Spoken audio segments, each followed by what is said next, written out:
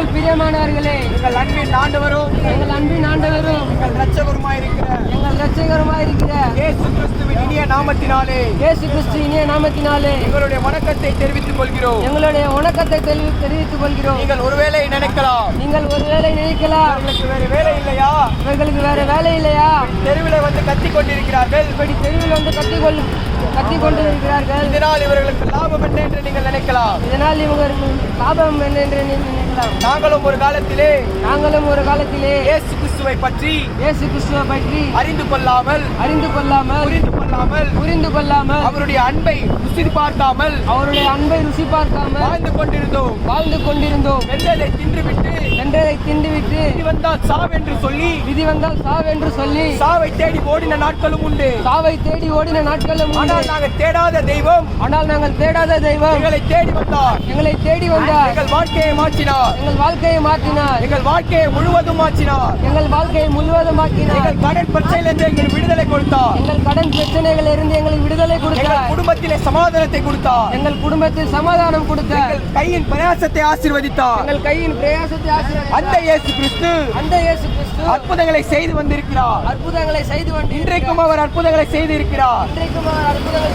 2000 ஆண்டுகளுக்கு முன்பாக இயேசு கிறிஸ்து இந்த மண்ணிலே மனிதனாக வந்தார். அவர் நன்மை செய்கிறவராய் சுற்றித்திருந்தார்.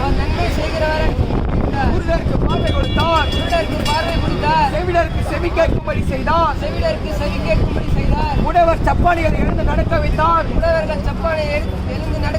ஊமைகளை பேச வைத்தார். மரித்தவரை உயிரோடு எழுப்பினார். அன்றைக்கு அற்புதங்களை செய்து வந்த இயேசு கிறிஸ்து இன்றைக்கு மாறி போகவில்லை. இன்றைக்கும் அற்புதங்களை செய்து வந்து கொண்டிருக்கிறார். அநேக குடிகாரர்கள், அநேக கொள்ளைக்காரர்கள், அநேக விபச்சாரக்காரர்கள், அநேக அசுத்தமானக்காரர்கள் இயேசு தொட்டு சுகமாக்கி இருக்கிறார். அவர்கள் இன்றைக்கும் இயேசுவுக்கு சாட்சியாக வாழ்ந்து கொண்டிருக்கிறார்கள். இன்றைக்கு ஒரு இரட்சணிய நாள். இயேசு உங்கள் உள்ளத்தை தொட இருக்கிறார். நீங்கள் இருக்கிற இடத்திலிருந்து இயேசுவே என் உள்ளத்தில் வாங்கள் என்று சொன்னால்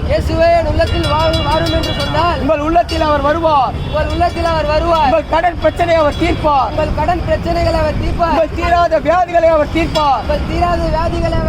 உங்கள் மன பாரத்தை அவர் தீர்ப்பார். இயேசுவால் கூடாத காரியம் ஒன்றுமே இல்லை. அவர் வானத்தையும் பூமியையும் படைத்தவர்.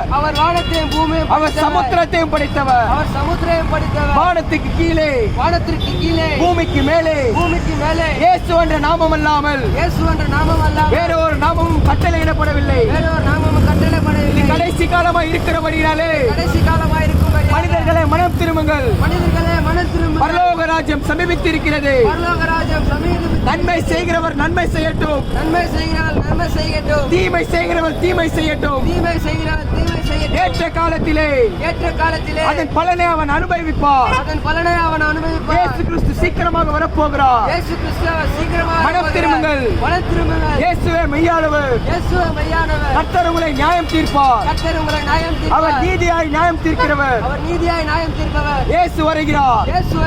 ஆமென்.